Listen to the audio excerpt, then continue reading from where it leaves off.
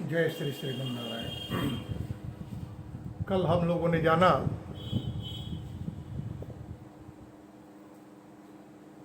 कि महर्षि विश्वामित्र के यज्ञ की रक्षा अहिल्या और गौतम के पुनर्मिलन करा महर्षि विश्वामित्र के साथ अयोध्या पधारे राम लक्ष्मण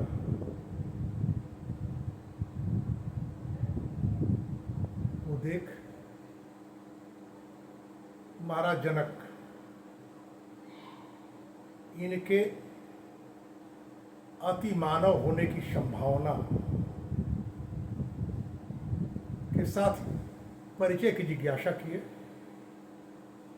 महर्षि विश्वामित्र के द्वारा कुल परिचय के साथ ही सामर्थ्य परिचय भी दिया गया। महाराज जनक की जिज्ञासा की अयोध्या में पधारना केवल मेरे ऊपर करुणा का परिणाम है या कोई विशेष उद्देश्य। महर्षि विश्वामित्र ने निवेदन किया कि आपके यहाँ आपके पुत्री सीता के विवाह के लिए जिस धनुष की प्रत्यंचा चढ़ाने की प्रतिज्ञा आपके द्वारा की गई है, बहुतेरे राजाओं ने प्रयास किया, असफल हुए। यदि आप उस धनुष को दिखला सकें तो राम उस धनुष को देखना चाहेंगे। महाराज जनक निराश हो चुके थे अपनी पुत्री के विवाह को लेकर कि महर्षि विश्वामित्र के द्वारा राम के शौर्य, शील और कुल का सम्यक प्रकार से परिचय प्राप्त करने के बाद महाराज जनक के भीतर पुनः आशा जगी। परंतु एक पिता का कर्तव्य होता है कि किसी के सुने सुनाए वाक्यों पर विश्वास कर अपनी पुत्री का विवाह किसी वर के साथ न करे। इसलिए महाराज जनक ने निवेदन किया, यद्यस धनुषो राम कुर्याद आरोपणम मुने सूतम आयोनिजाम सीतम दद्याम दासरथेन। राम के जिस प्रकार के शौर्य की चर्चा आपने की है, यदि वह सत्य है और राम इस धनुष की प्रत्यंचा की डोरी को चढ़ा देते हैं तो इनके साथ अपनी पुत्री सीता का विवाह मैं कर दूंगा। कल के संदर्भों में महाराज जनक के इस प्रतिज्ञा वाक्य के बीच संशोधन के संदर्भ में कुछ बातें दूसरी की गई थी कि महाराज जनक को सीता के लिए जिस प्रकार के वर की खोज थी, राम में वे सारे दृष्टिगोचर हो गए थे। महर्षि विश्वामित्र के कथनानुसार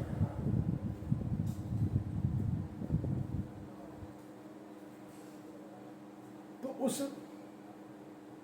प्रतिज्ञा वाक्य के शोधन में एक कारण यह भी है कि जैसा महाराज जनक से विश्वामित्र ने राम के शौर्य और शील के संबंध में बातें कही,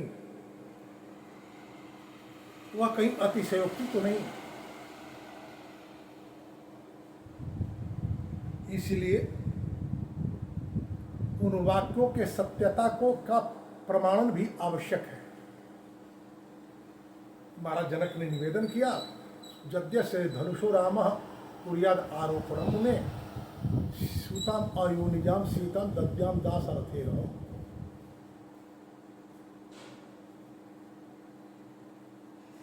यदि राम धनुष की प्रत्यक्षा चढ़ा दें तो मैं अपनी अयोनिजा सीताराम को मैं दे दूंगा।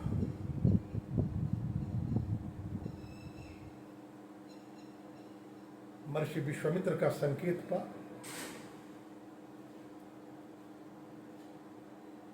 विनय के साथ धनुष के पास गए राम। जिस प्रकार महाराज जनक के पूर्ववर्ती राजाओं ने धनुष के प्रति सम्मान की दृष्टि रखी, उसी तरह राम भी धनुष के प्रति अपना सम्मान प्रदर्शित करते हुए धनुष के को अपने हाथों में लिए। धनुष के बीच के मुठ को उन्होंने पकड़ा और धनुष की डोरी चढ़ाने का प्रयत्न ही किए।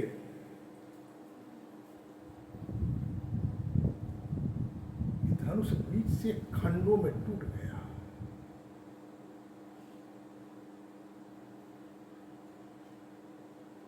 इस अप्रतिम घटना महाराज जनक को विस्मय में डाल दी। महाराज जनक ने निवेदन किया, भगवान दृष्टि वीडियो में रामो दशरथात्मज अत्यद्भुतम अचिंत्यम च अतर्कितम इदम मया। हे महर्षि, हे भगवान, दशरथ नंदन राम के वीर्य को हमने अपने आंखों से देखा, परंतु मेरे द्वारा यह तर्कातीत है। इस तरह का बल इस आयु में किसी व्यक्ति में हो, बुद्धिगम्य नहीं है। अत्यंत अद्भुत है और अचिंतनीय है। प्रतिज्ञा के अनुसार सीता में राम को सौंप दूंगा और ऐसे राम जैसे पति को पाकर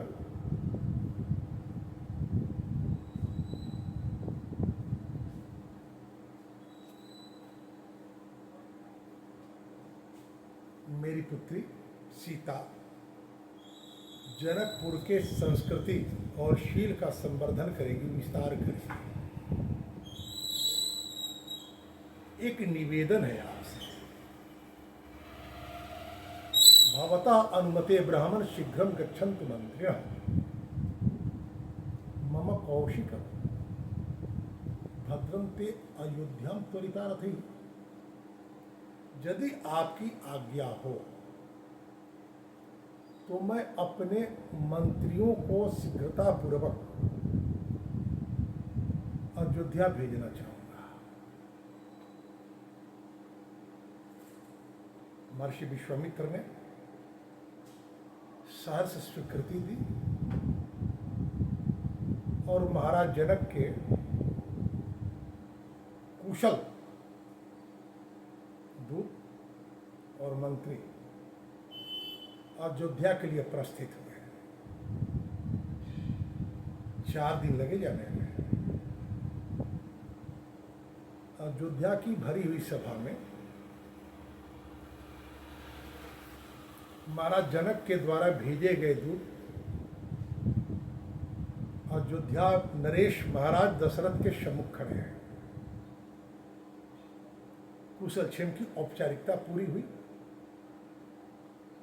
महाराज दशरथ ने जिज्ञासा की कि जनकपुर से आप लोगों के आने का उद्देश्य क्या है, क्या संदेश है।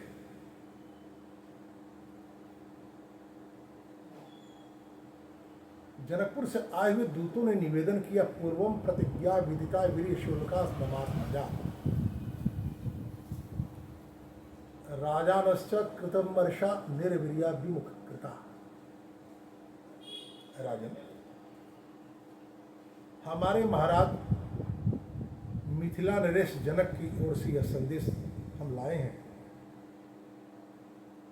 आपको पूर्व से यह ज्ञात होगा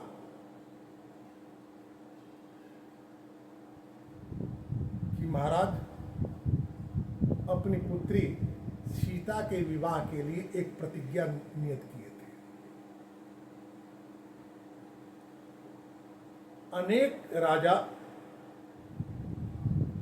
अमरस में भरकर आए और निर्वीर्य होकर लौट गए। किसी ने धनुष को तीर भर डिगा भी नहीं सके। सीयम मम सुता राजन विश्वामित्र पुरस्कृतैः जदृक्षया गतै राजन निर्जिता तव पुत्रकैः।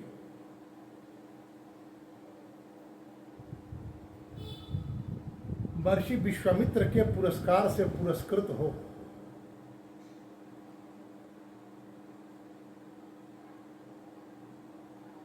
वही पुत्री अब आपके पुत्र की वधू बनने वाली है। विश्वामित्र का पुरस्कार क्यों?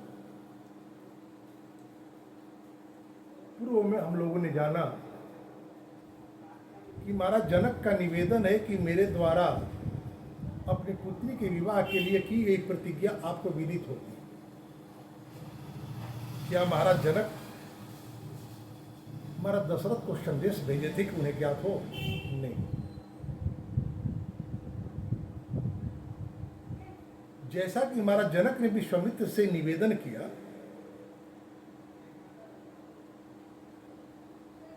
कि ये अनेक राजा मुझसे मेरी पुत्री मांगने आए,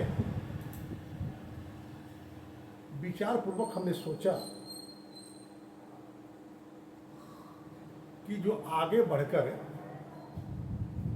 मेरी पुत्री को अपनी पत्नी बनाने की उतावली दिखला रहे हैं, मेरी पुत्री की रक्षा कर पाएंगे या नहीं। क्योंकि एक साथ अनेक राजाओं के मन में सीता को पत्नी बनाने की जो कामना है, कहीं सीता के कारण आपस में लड़ न मरे, फिर मेरी सीता की रक्षा कैसे होगी। तो महाराज जनक ने उन राजाओं से निवेदन किया कि इस शिव धनुष की प्रत्यंचा को जो चढ़ाएगा उसी से मेरी पुत्री का विवाह होगा। सारे राजा असफल हुए, फिर भी उनका आग्रह नहीं गया। महाराज जनक को युद्ध में जीतकर सीता को पाने की दुश्चेष्टा की।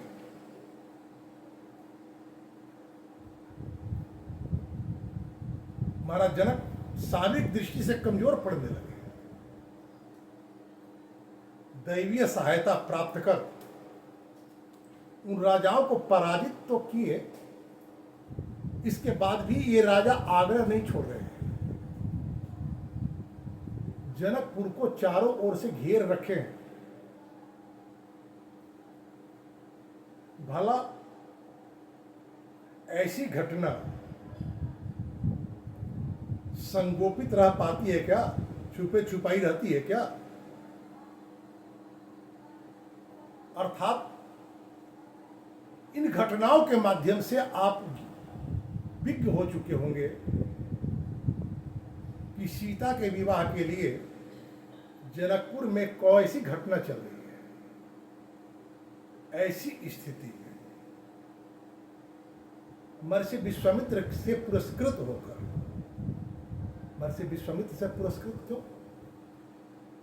आपको आमंत्रित नहीं किया गया, इसलिए आपके राजकुमार राम जनकपुर जाने से रहे। ये तो विश्वामित्र का अनुग्रह है कि वे बिना आपको आमंत्रण दिए ही, ये जानने के बाद भी क्या आपको आमंत्रण नहीं दिया गया है, अपने विशेषाधिकार से जब तक राम विश्वामित्र के पास है। महाराज दशरथ ने भी राम को सौंपते समय राम से कहा था कि आज से ये तुम्हारे आचार्य और पिता है। इसी अधिकार का प्रयोग करते हुए महर्षि विश्वामित्र सिद्धाश्रम के यज्ञ की पूर्णता के बाद जनकपुर की यात्रा की। दूसरी बात, राम का सामर्थ्य क्या है यह बतलाने की आवश्यकता नहीं है। जैसे एक काष्ठ में अग्नि छुपी होती है, लेकिन जब तक चश्मक के रगड़ से उस काठ को प्रज्वलित नहीं किया जाता तब तक उसके भीतर की अग्नि काष्ठ के रूप में सुसुप्त ही होती है। तो राम के अवतार का उद्देश्य मर्यादा की स्थापना, राक्षसों का संहार करना है, परंतु अवसर किसी ने पहली बार उपलब्ध करवाया, महर्षि विश्वामित्र ने। ये राम के ऊपर विश्वामित्र का पुरस्कार है। दूसरी बात कि महर्षि विश्वामित्र ने जो अब तक तपस्या पूर्वक, अनुसंधान पूर्वक अनेकानेक शस्त्र और अस्त्रों का संग्रह किए थे, सविधि राम को सौंपे और विश्वामित्र के द्वारा प्राप्त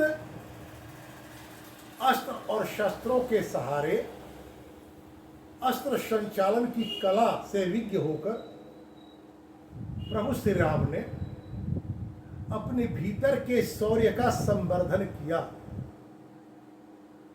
यदि राम के भीतर शौर्य है तो फिर विश्वामित्र का पुरस्कार क्या? नहीं महाराज, शिक्षा का उद्देश्य ही होता है कि भीतर छुपी हुई संभावनाओं को बाहर लाना। इसलिए महर्षि विश्वामित्र का पुरस्कार है। सीयम मम सुता राजन विश्वामित्र पुरस्कृतैः जदृक्षम मया गतै तदृक्षया गतैः राजन निर्जिता तव पुस्तकैः। अरयास विश्वामित्र के साथ आए और जिस धनुष की प्रत्यंचा और किसी ने नहीं चढ़ाया, मेरी प्रतिज्ञा को उन्होंने पूर्ण कर दी। ये राम के भीतर ये संभावनाएं थी। ये कैसे बात ज्ञात हो? तो हम सभी जानते हैं कि राम का जन्म कर्क लग्न में हुआ है और 5 ग्रह उच्च के हैं। तो कर्क लग्न में जन्म होने के कारण यदि सूर्य उच्च में है तो दशम भाव में है।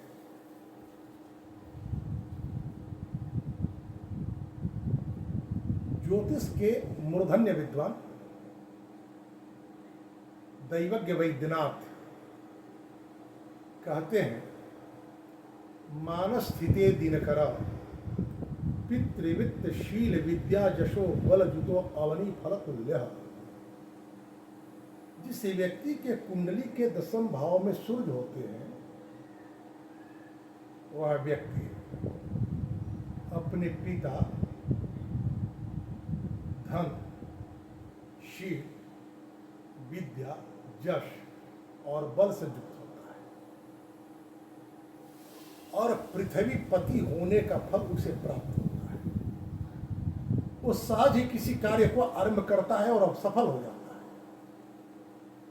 है। राम के कुंडली के दशम भाव में सूर्य है, ये उनके भीतर की संभावना है।